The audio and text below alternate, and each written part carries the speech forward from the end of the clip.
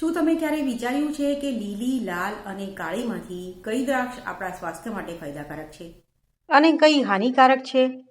દ્રાક્ષમાં fibre, vitamin C અને vitamin કે, antioxidant સહિતના અન્ય પોષક તત્વો હોય છે, જે આપણા શરીરને ડાયાબિટીસ, કેન્સર, અલ્ઝાઇમર, ફેફસાના રોગ અને ઓસ્ટિયોપોરોસિસ સહિત વિવિધ રોગોથી બચાવવામાં મદદ કરી શકે છે.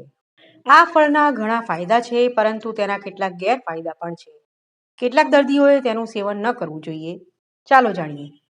જો તમે પેટની સમસ્યાઓથી પીડાતા હોવ, ગર્ભવતી હોવ અથવા વજન વધવાની સમસ્યાથી પીડાતા હોવ, તો તમારે દ્રાક્ષ ખાવાનું ટાળવું જોઈએ.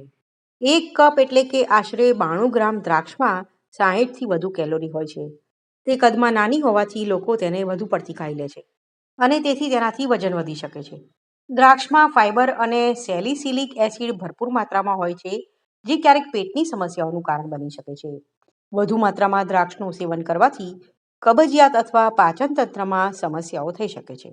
ઘણા સંશોધનોમાં જાણવા મળ્યું છે કે દ્રાક્ષમાં કુદરતી શર્કરા અને આલ્કોહોલનું પ્રમાણ વધુ હોવાથી ઝાડા થઈ શકે છે.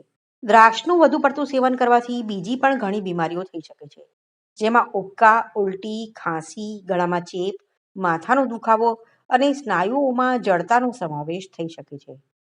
ગર્ભાવસ્થા અને સ્તનપાન દરમિયાન વધુ માત્રામાં દ્રાક્ષ ખાવાથી તમારા બાળકને નુકસાન થઈ શકે છે. તેથી તેને વધુ માત્રામાં ખાવાનું ટાળો.